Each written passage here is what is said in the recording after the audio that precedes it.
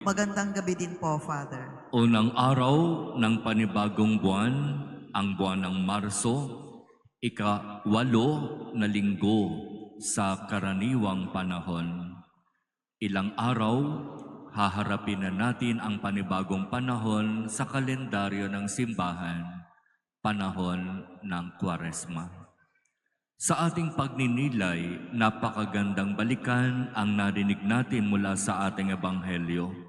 Ito ay nagtuturo at nagpapaalaala sa atin kung dapat ba talagang tayo'y magbitaw ng mga salita ayon sa ating sariling pananaw tungkol sa iba.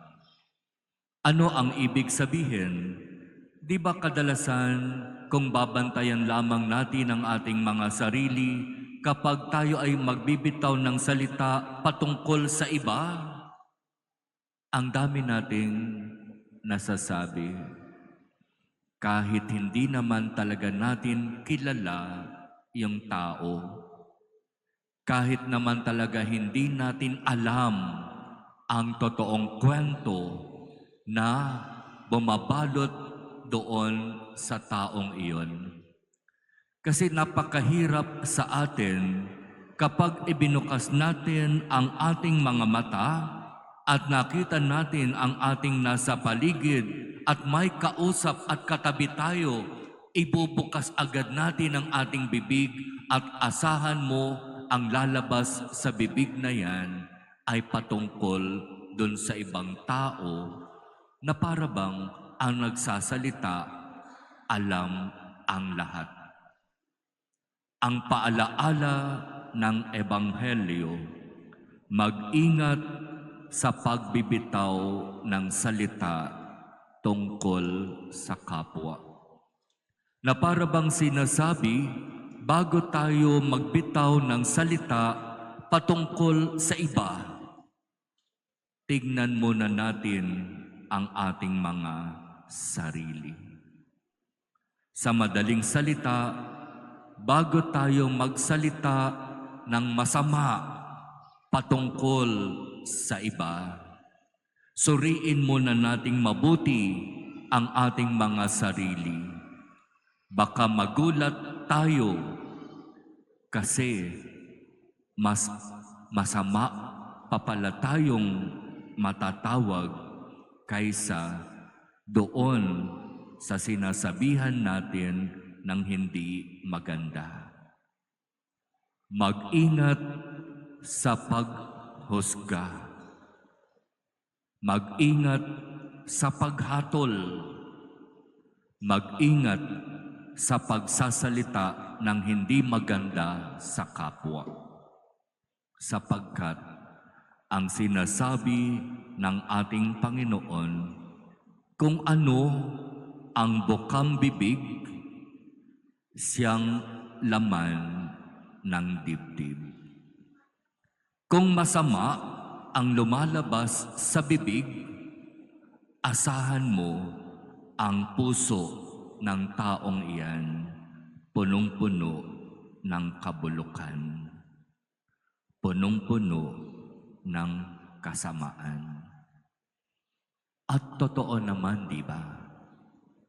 Kapag magsasalita tayo ng hindi maganda patungkol sa kapwa, iyan ay nagsasalamin lamang ng kung sino tayo sa harap ng Diyos. Kung kaya nating humusga, humatol, at magsalita ng hindi maganda patungkol sa iba, ganyan ang magiging tingin ng Diyos sa atin. Kung sinasabi natin na ang mga tao sa ating paligid ay masasama, di ba ibig sabihin nun, ganoon din tayo? Kung ano ang lumalabas sa bibig, iyon ang laman ng puso. Walang mabuting punong kahoy na namumunga ng masama. Walang masamang punong kahoy na namumunga ng mabuti. Nakikilala ang bawat punong kahoy sa pamamagitan ng kanyang bunga. Nakikilala ang tunay na pagkatao ng isang tao sa pamamagitan ng mga salita na lumalabas sa kanyang bibig.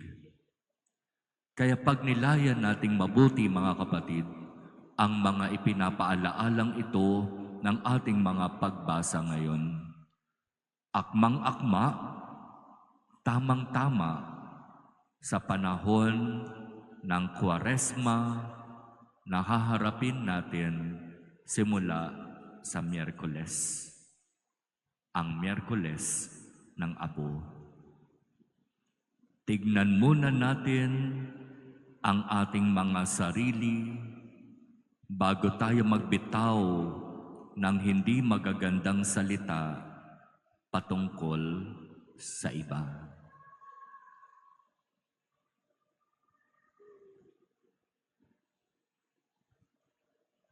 Amen.